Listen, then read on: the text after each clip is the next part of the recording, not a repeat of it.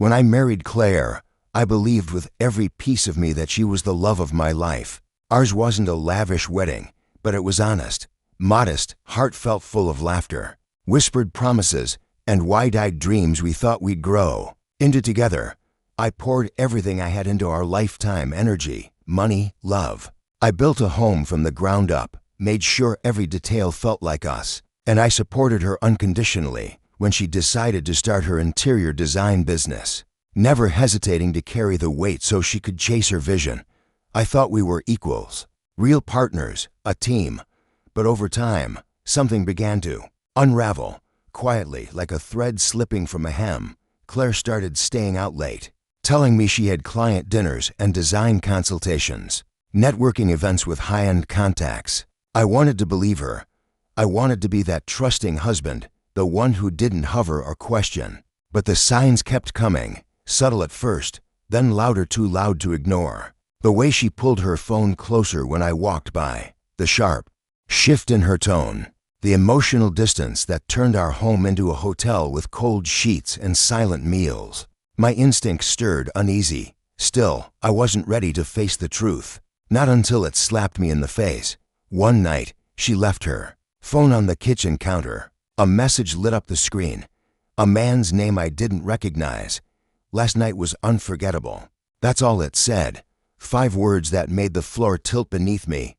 I confronted her right there. No games, no gentle questions, just the truth, raw and exposed. She denied it at first, screamed, cried, accused me of being paranoid.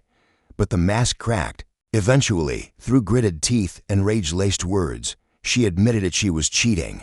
Her excuse, that I had become too boring, too consumed with work, that she didn't feel seen. It was like being punched in the soul. I moved out the next day, packed a single bag, left the home I built, shattered and betrayed. But the worst wasn't the affair. The real storm came after. Claire wasn't satisfied with just breaking my heart. She wanted to burn everything down. She started poisoning our mutual friendships, spinning stories about how I'd been emotionally abusive, controlling, manipulative. None of it was true, but some people believed her, the ones who only ever saw the surface. Then she took it a step further, lawyered up fast and filed for divorce. But not just any divorce. She wanted half of everything, even the family business, my business that I'd inherited from my father, and expanded long before Claire ever entered my life.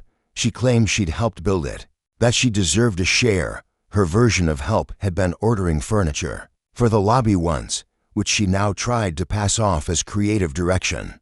I knew if I didn't fight back the right way, she'd gut me financially and drag my name through the mud. So I hired a lawyer, not just any lawyer, but someone smart, meticulous, and more importantly, someone who believed me. Together, we started building the case brick by brick. Receipts, emails, phone logs, timelines, sworn statements from staff, even surveillance footage. Every detail had a purpose, every fact a place. One of the key pieces, security footage from a restaurant. Claire and her affair partner, laughing over wine, holding hands on the night she swore she was at a business conference. That single clip did more damage to her credibility than 100 words ever could. When the court date came, Claire walked in like she owned the place, confident, dressed to impress, lips curved into a smug smile. Her lawyer made a dramatic case that she had sacrificed her dreams to support mine, that she deserved compensation, that she was a victim. But then it was our turn, and we didn't hold back. We presented everything: her text messages, her emails, the financial records showing withdrawals from our joint account, money she used to fund romantic getaways with her lover, voice recordings, screenshots, every piece of her betrayal laid bare in front of a silent courtroom. I watched the judge's expression shift, watched Claire's face drain of color as the truth struck harder than any argument ever could. She sat there frozen, her confidence peeling away like old paint. The verdict came down swift and merciless. She got nothing, not the house, not the business, not a dime in spousal support. Worse for her. Anyway, she was ordered to pay a portion of my legal fees for filing false accusations of abuse. It was justice, not the kind you scream about in the moment, but the kind that settles deep in your chest and makes it easier to sleep at night. She broke down in the courtroom, cried, screamed that it wasn't fair, that I'd manipulated the system. But no one looked up. No one believed her anymore. The lies had collapsed under their own weight. And the silence that followed was the sound of her kingdom of deceit falling to ruins. I walked out free, not just legally, but emotionally. The chains were off. The pain was still there. Yes, but it was mine now, not something she could twist or weaponize. I focused on rebuilding. I expanded the business, reached out to friends I'd lost in the chaos. I started dating again, carefully, slowly, with a heart that was bruised, but beating steady. The experience didn't break me. It refined me, hardened me in all the right places, softened me in the ones that mattered. I learned not to ignore red flags. I learned to protect the things I've built. A few months later, Claire reached out. A soft message said she wanted to talk, find peace, maybe even apologize. I didn't respond. Not out of anger, just clarity. She made her choices, and I had made mine.